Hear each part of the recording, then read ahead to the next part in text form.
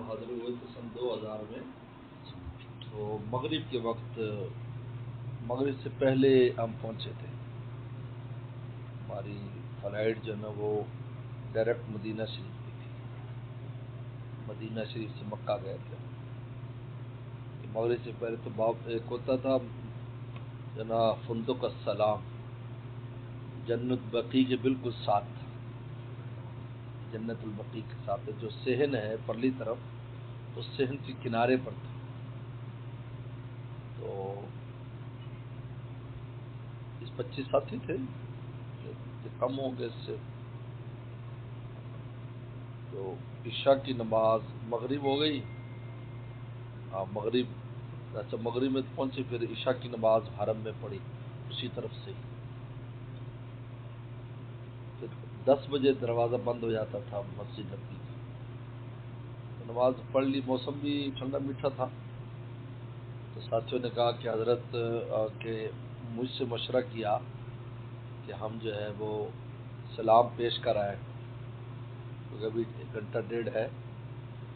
تو میں نے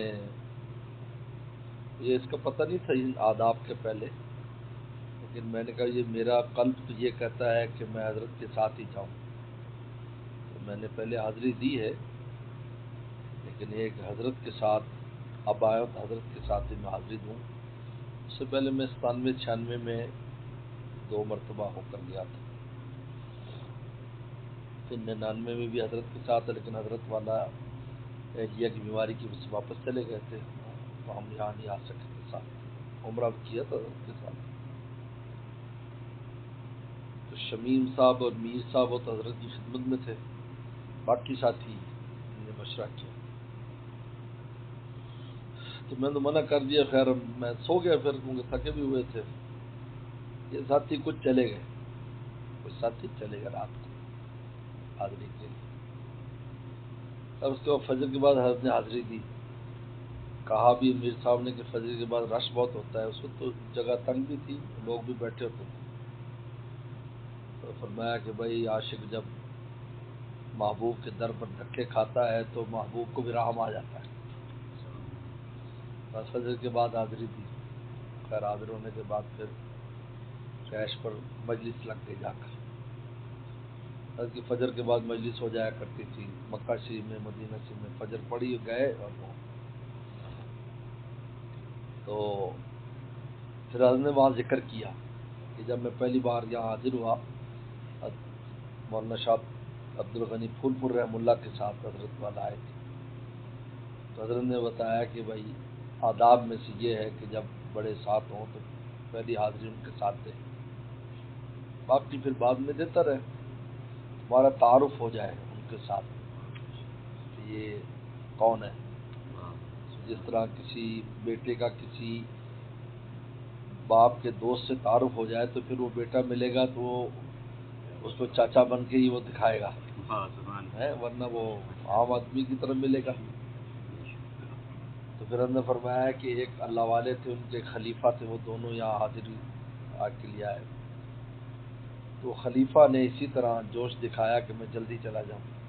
ان کو ذرا جوش تھا، تو شیخ تو پہلے آتے جاتے رہتے تھے، ان کو جوش تھا کہ میں جلدی سے حاضری دوں. تو وہ حاضری کے لیے اکیلے آ گئے.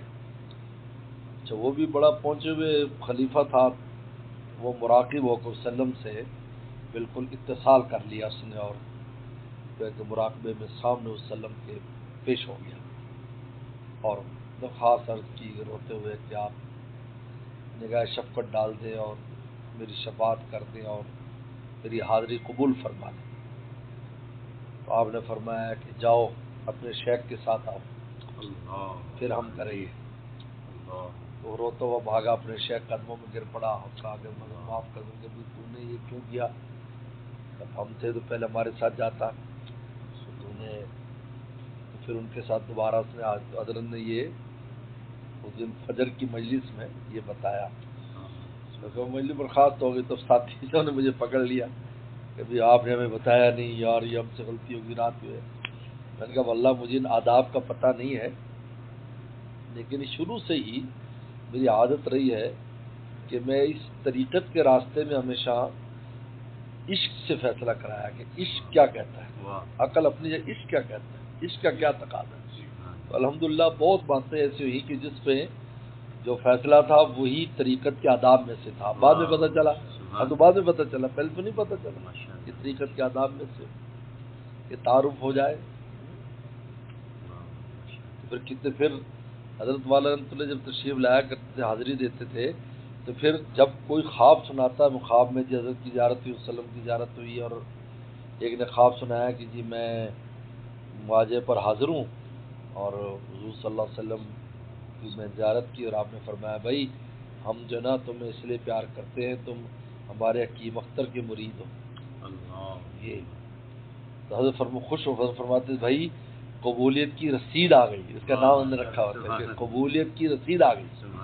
کوئی نہ کوئی خبر آ جاتی اس قیام کے دوران، کوئی نہ کوئی خبر دے دیتا کہ قبولیت کی رسید آ گئی.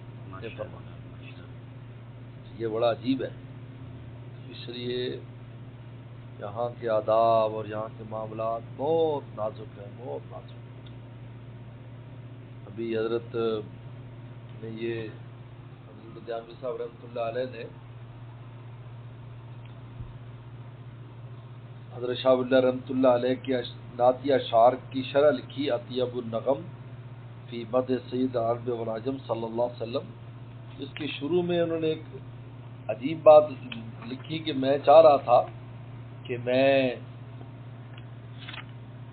اس کے آداب پر کچھ لکھوں، یعنی آداب مدینہ کے سلسلے میں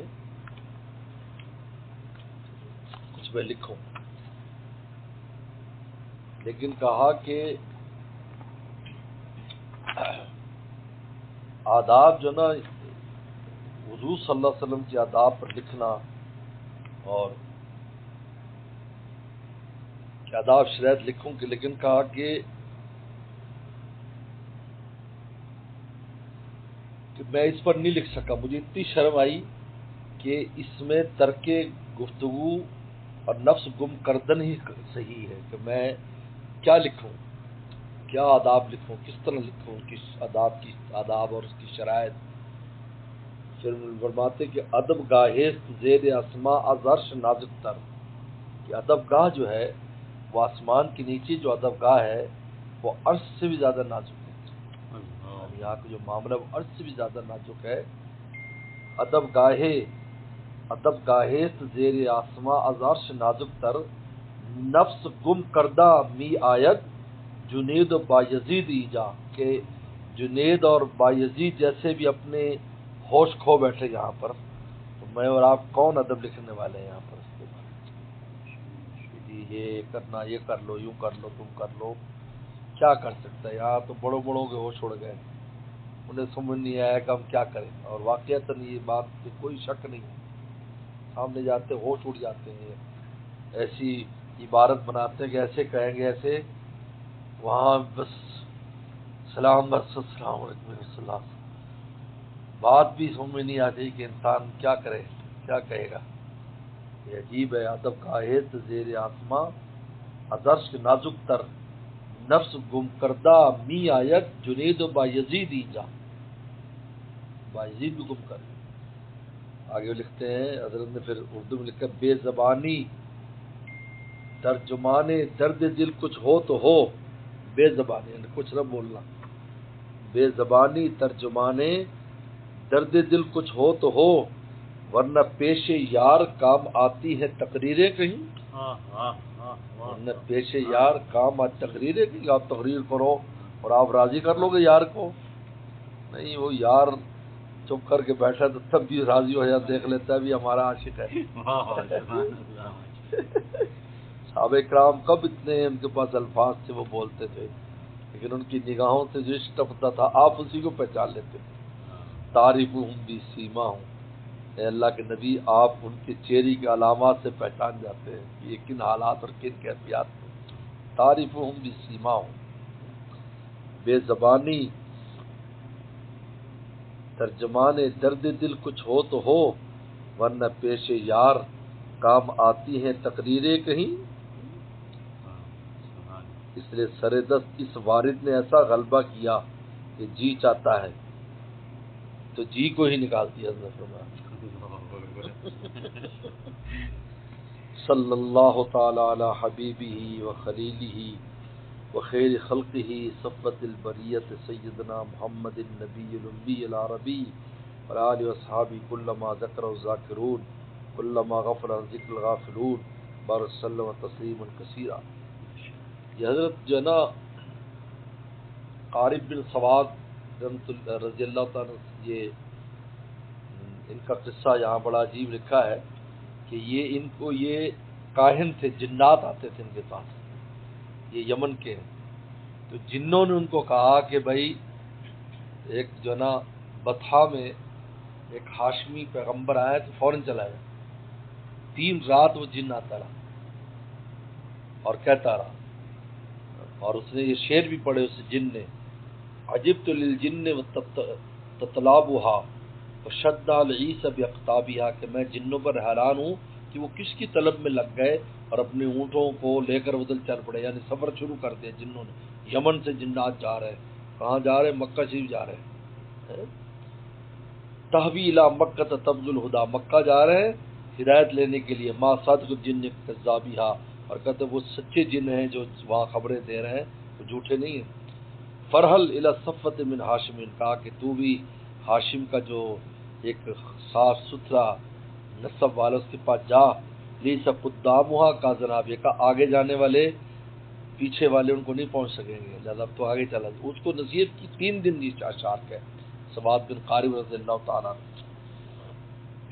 تو پھر پیغمبر صاحب خدمت میں آئے تو آ کر انہوں نے پیغمبر صلی اللہ علیہ وسلم سے کی خدمت میں اشعار پیش کیے مسجد نبوی میں، کہ میں آپ ہجرت کر کے چلے گئے تھے، جب وہ پہنچے تو انہوں نے اشعار پیش کیے کہ اس طرح میرے پاس 3 دن تک آتا رہا، اور انہوں نے بتایا لہذا اشہد ان اللہ لا رب غیرہ وانک مون علی کل غائب، یعنی میں گواہی دیتا ہوں اللہ کو رب نہیں اور آپ ہر غائب پر مامون یعنی نبی ہیں۔